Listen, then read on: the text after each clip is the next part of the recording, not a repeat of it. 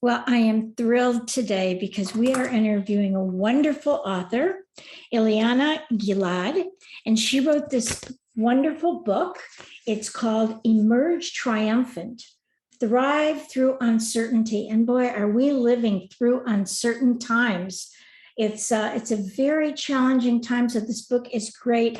I've been going through it, and she's got great questions at the end of chapters to make you really think and remember times in your life when you didn't feel powerful and when you did feel powerful. So I'm just thrilled to have you with us, Eliana. So I want to tell just a little bit about her. She is a two-time TEDx speaker. She's not only a speaker, she is a motivational speaker. She is a healer. She is a therapeutic singing trainer. She's a composer, and she said she might compose for us something on her drums. And she is a performer and the founder of Voices of Eden, Ancient Wisdom and Healing Music Institute. I know music is so healing for me. So I'm just thrilled to have you. So tell us a little bit about the wars and where you've lived. You have such an interesting background. Kind of share that with us, Eliana. Sure. Well, thank you, Mari, for having me. I'm really happy to be here. And I have lived on 3 continents in 4 different languages, lived through 3 wars, social unrest, and displacement in the Middle East for over 20 years. And that period actually was very, very instrumental in teaching me how to thrive through uncertainty and come out the other end, triumphant. And it's a large impetus to my work today and what I'm doing on this planet Earth. And it really is a full circle now, because I'm back in Los Angeles, where I was born and raised underneath the Hollywood sign in Cedars of Lebanon Hospital, which I guess was a prophecy of my future in those years in the Middle East. So in the end, I left Los Angeles in the early 90s. Actually, no, in 1990. During the recession in the US, which hit particularly hard in California. At that point, I was, let's call me a yuppie on the spiritual path. And my job was being made redundant. And, I could see that everything was falling apart at the seams. And then, in another 20, 30 years, everything was going to be changing. Yes. And then I had an opportunity at that time to make a change.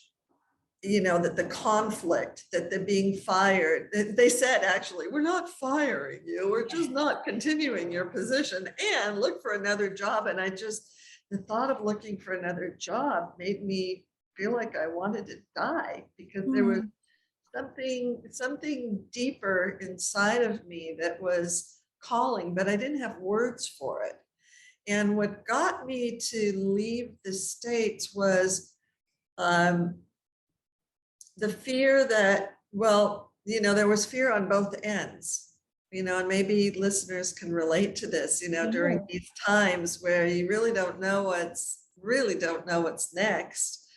And, but the fear of getting to the end of my life and not knowing really why I'd been alive was more terrifying than the terror of jumping off into the unknown. And when I look back on this trajectory of, like a 30-year trajectory now, and those big turning points, and, so well being, in conflict resolution, that, it can be such an opportunity for growth, even though it's so scary. Right. But jumping into going towards something, towards what I didn't know. But I've always chosen to do that, and it serves me well, and it doesn't feel good in doing it. I want to die, those times, right? And so we don't know what's going to be. But then on the other end, birth is messy and bloody, but on the other side, you get this beautiful baby, and there's such joy, so worth the pain of going through that change. There's such growth, there's such expansion that comes out of that. And excitement too, you don't know what's coming, but if you can just be in that uncertainty, like you talked, emerge triumphant from being in that uncertainty. And it takes a lot of courage.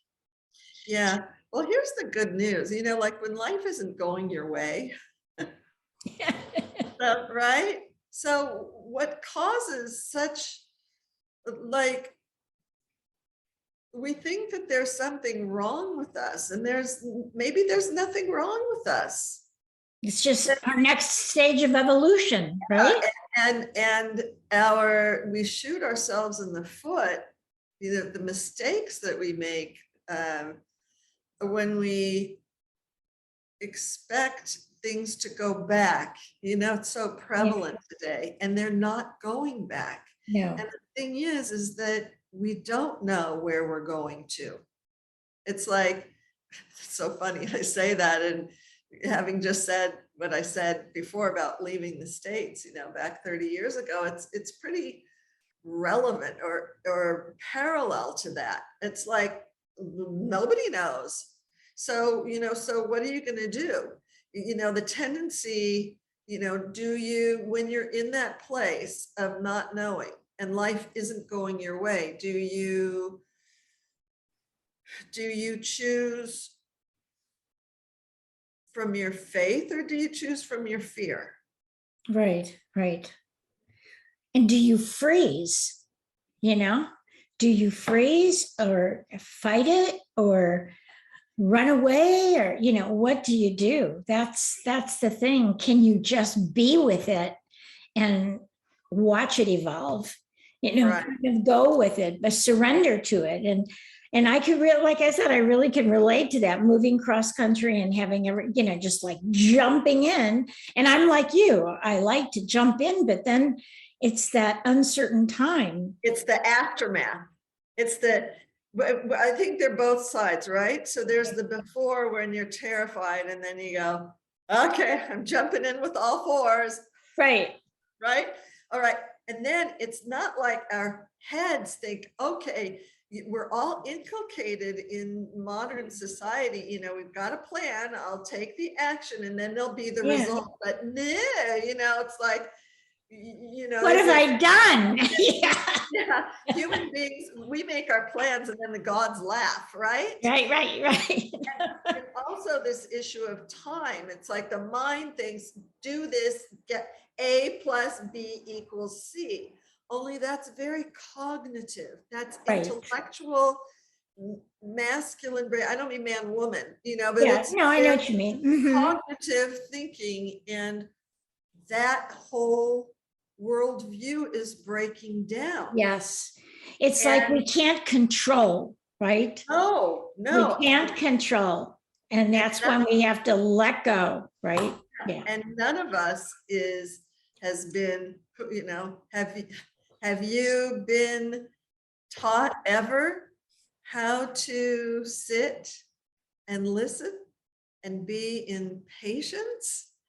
It's hard. It's hard, isn't it? That's the discipline. That's what I love about aligning with, your ancient feminine archetype, because that's a place where there's a container for that gap place where nothing makes sense, and provides you with a, like with a cradle, with a, mother, nurturing. Or the cocoon, like you're in the cocoon and hoping to emerge as a butterfly, right? Right, in the place of that chrysalis where the worm has disintegrated and is all mush and moo, no form. And that's the place where we're at right now. Yes. So you named this book Emerge Triumphant. thrive through uncertainty. Okay, so what led you to sit down and write this book?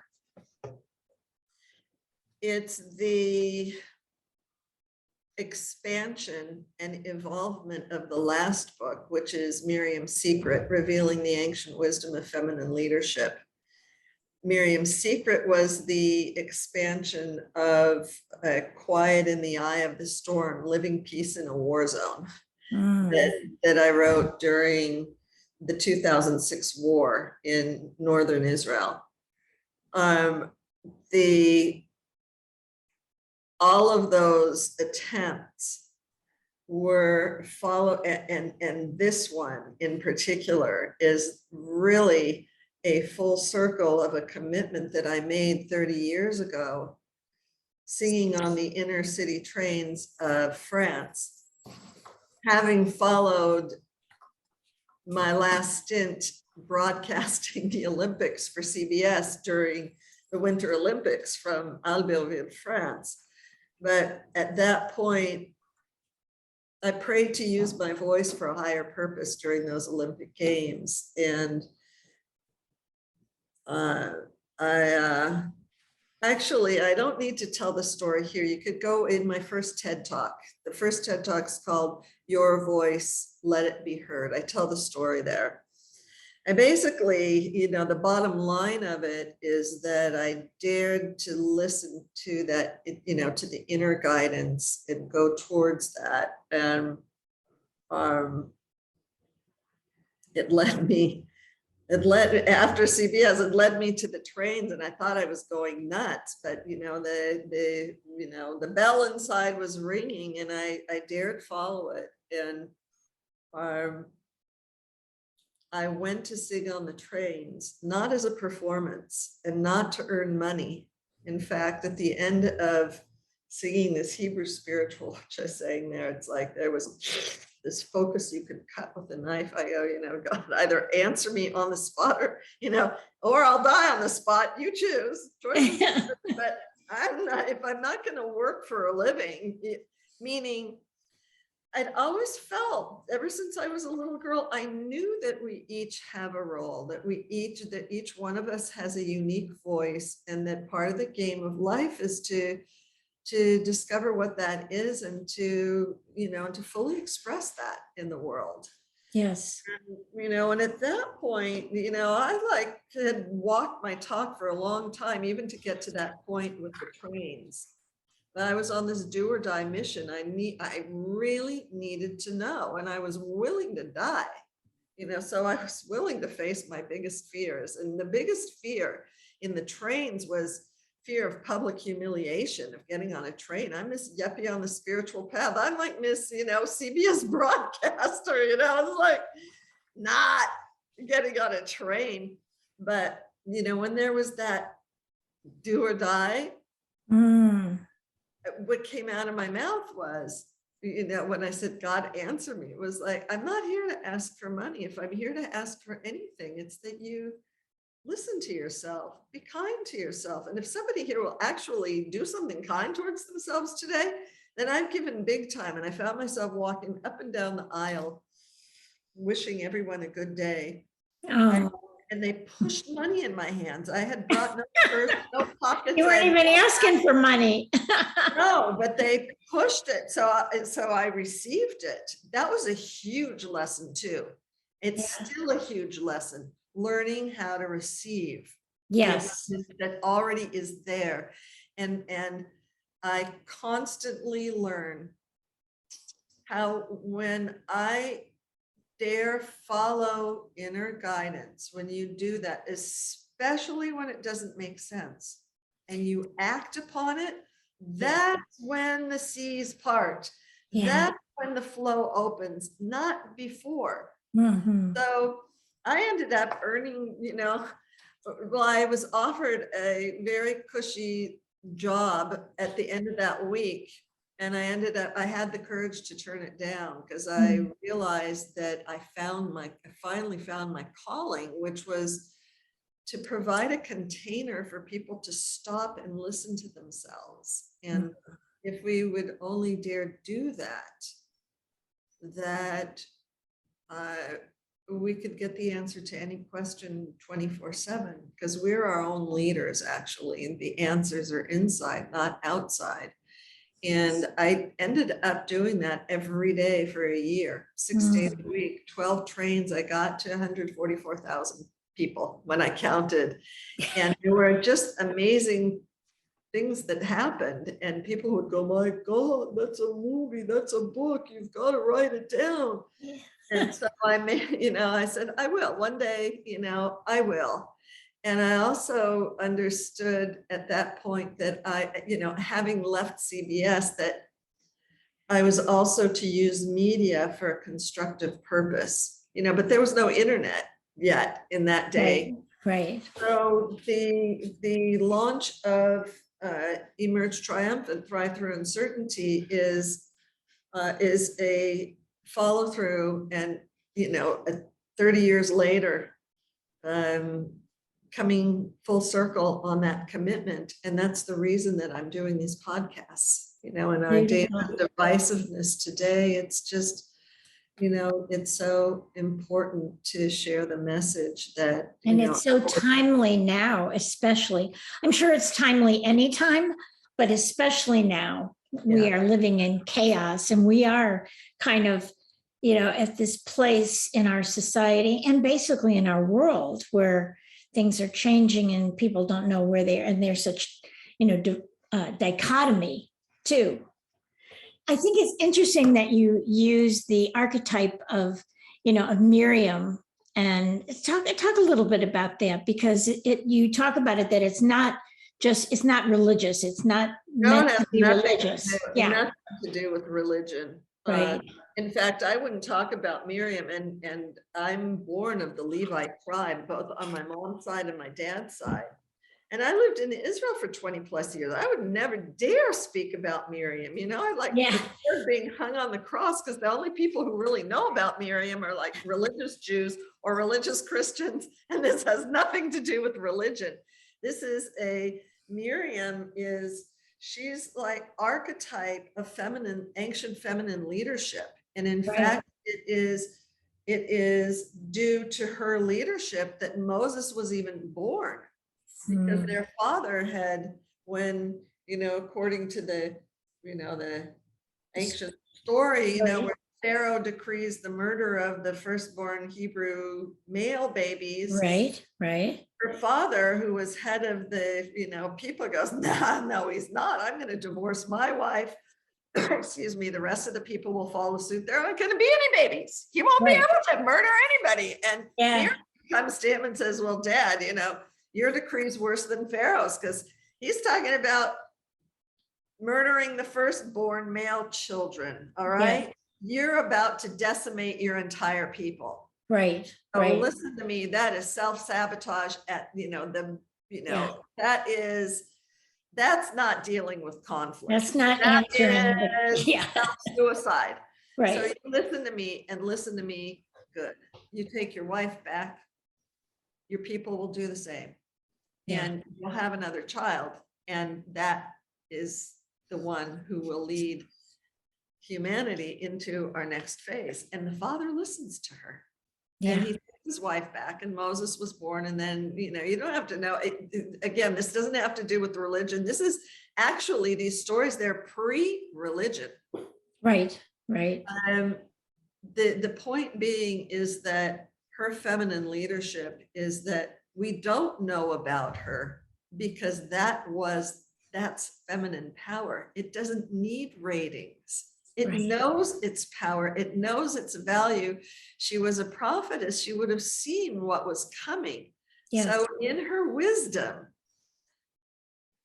hiding in plain sight, all of these things that would not get decimated, that have lasted for 3,000 years, hidden in plain sight, for us to rediscover today. And and my life and my career and my profession has been devoted to the resurgence of this ancient way, and it's the response to that, to who knew 30 years ago, when I was being laid off my job and that company was falling apart, that, that was a seed for, I did see, and that, but I could not have told you that. It's like, No.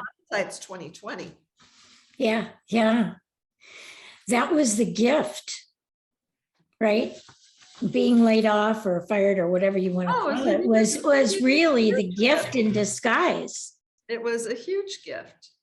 Otherwise, I would have continued my life. It would have looked great, then another job would have made more money, would have looked better, I mean, the whole thing. But See, I think that's really such an important issue for us, for women especially, that they'll sometimes stay because they feel that they have to.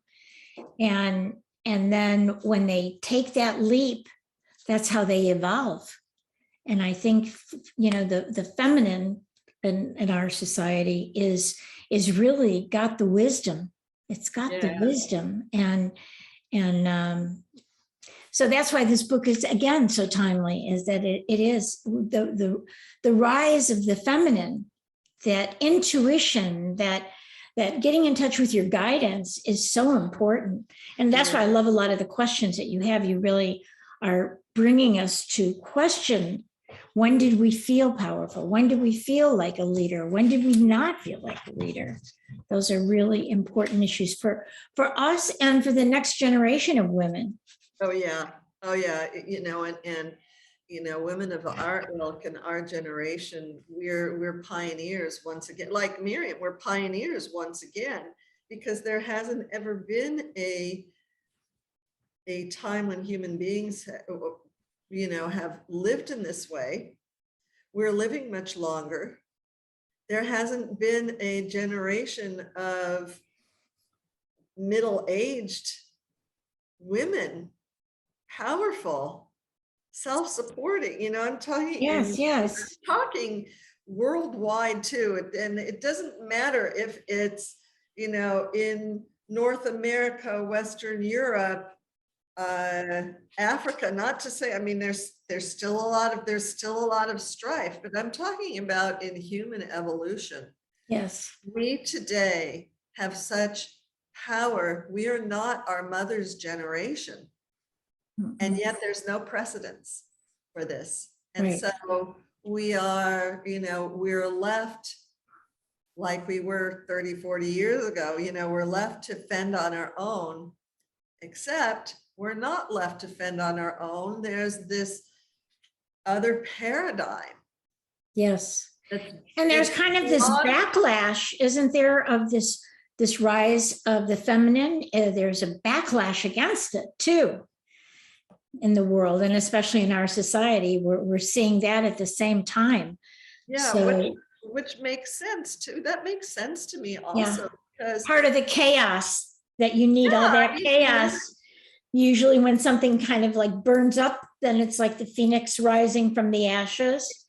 Exactly. I mean, that's just the nature of this world. We live in a world of duality, of yin yang, plus minus, and and as it's like any birth, there's a pregnancy, there's evolution that happens. Think about, a sperm to the seed to the fetus, and then and then in labor. All right, that's a teeny beady birth canal. Got to struggle to get out. Contractions, it's bloody. There's a period where the woman does not know whether she's going to get out alive because she's out of control. There is nothing more to do, but that's when nature can take over and bring us forth. If we don't self-destruct before that, and we can self-destruct. But it's all, it's more than a matter of what we do. It's a matter of where we're focusing. And that's what I love about this work, is that it's so exciting for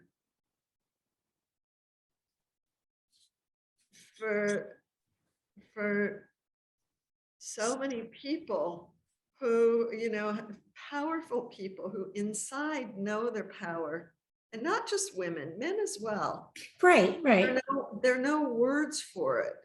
And when we talk Yeah. about the feminine, we also mean men, their feminine side as well, right? Yeah, because it's not, this isn't about, feminine. It reminds me of my second TED Talk.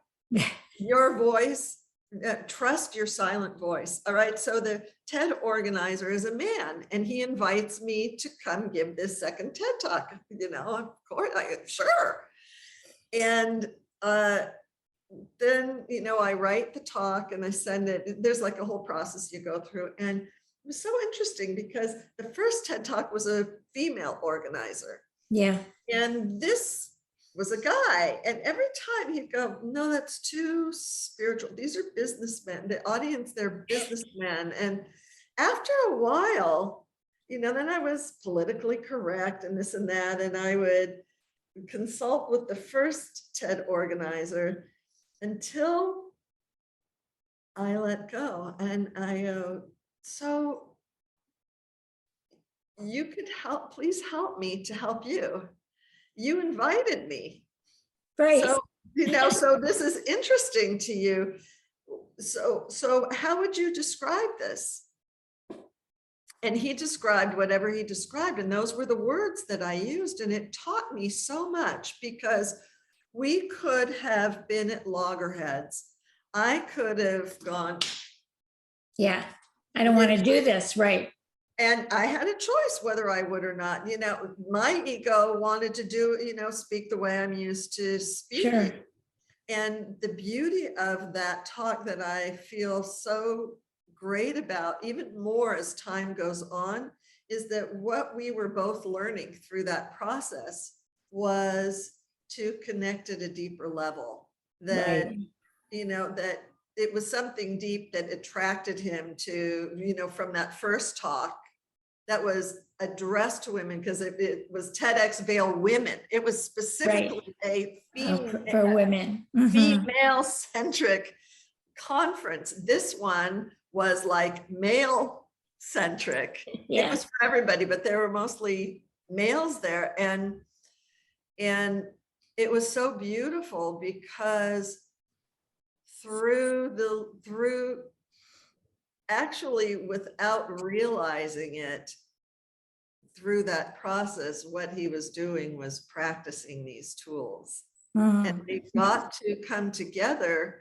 And in the end, does it really matter what words we use? It's when we connect to the source of our power behind the words, behind the cognitive. And it wasn't him being a man and me being a woman. It was that we aligned together in that place that allowed for the unity, that allowed for the highest good, for the highest number, and that, I don't know, when was that? That was maybe, it was when Miriam's Secret. So it was 2017. Where are we now? 2022. Yeah. 22.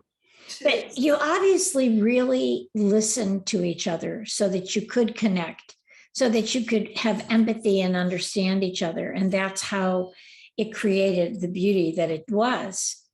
So that's what's so needed, because people are talking at each other. Yeah. And they're talking at each other on social media, and they're talking at each other in politics, and they're talking, but when you can get to that point where we really hear each other. Yeah, and we cannot really get to a place of hearing one another before we learn to listen to ourselves. Right. Exactly. And that's the feminine, the intuition, that, the inner focus. I love it. He came up with the word hunch. You have a hunch. I'm like, oh, that's brilliant. That's kind of a basic word for and go, yeah. Hunch is the masculine word for intuition. Yeah. Or gut. I never would have thought of that. Yeah. And it's kind of like listening to your gut type of thing. Listening to your gut, and yet listening to him, being receptive with that feminine quality, allowed for him to say that that he connected with this, who cares what we call it, you know? And, It's and like, so he could actually internalize it and come up with the word that meant what was understandable for him. what Yeah, his experience was, and that I was in a place connected with myself that could allow for receptivity. right, And right. both people are connecting inside first. If we Yes. were just coming, you know, talking heads, Yeah, that's what was happening beforehand. And it was, you know, we were getting yeah. nowhere fast. You got beyond that. Yeah.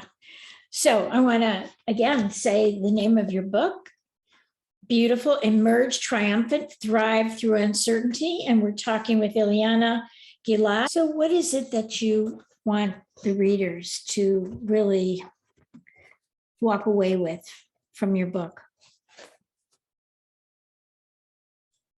The experience of connecting to the source of your voice in the silence behind it, inside of yourself, so that you